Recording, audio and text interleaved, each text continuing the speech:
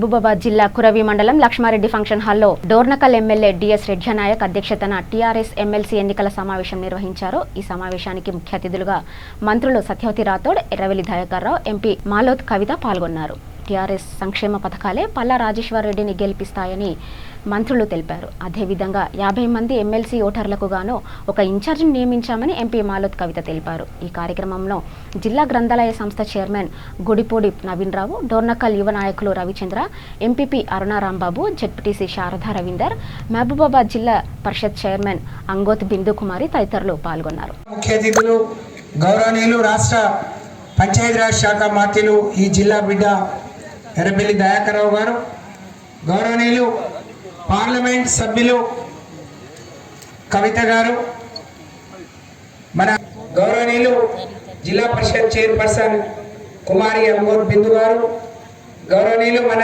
నియోజకవర్గ ఇన్ఛార్జిగా వచ్చిన సోదరులు కృష్ణారెడ్డి గారు, పెద్దలు నవీన్ గారు, వేదిక మీద ఉన్న గౌరవ ప్రజాప్రతినిధులు, జెడ్పీటీసీలు, ఎంపీపీలు, మున్సిపల్ చైర్మన్ గారు, సింగిల్ విండో అధ్యక్షులు, గౌరవ సర్పంచ్లు, ఎంపీటీసీలు, పెద్దలు రిటైర్ గారు,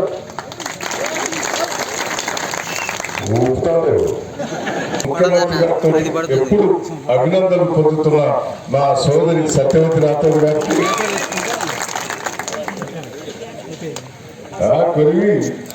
కొరివి మండలము సర్పంచ్ కూడా ఉన్నాడు.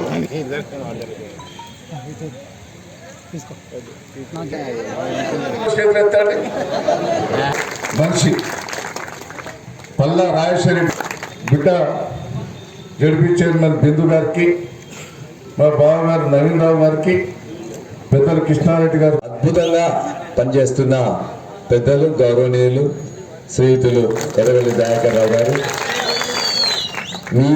మీ ఆడబిడ్డ మొత్తం కూడా అందరినీ తన ఎంత ఉత్సాహంగా ఎప్పటికీ ఉంటారో, ఉల్లాసంగా ఉంటారో, మొత్తం ఈ పార్లమెంటు నియోజకవర్గంలో ఉన్న కార్యకర్తల్ని, ఓటర్లను కూడా అదే ఉత్సాహంతో పలకరిస్తుంటారు. వాళ్ళందరికీ అన్ని చేస్తూ ఉంటారు.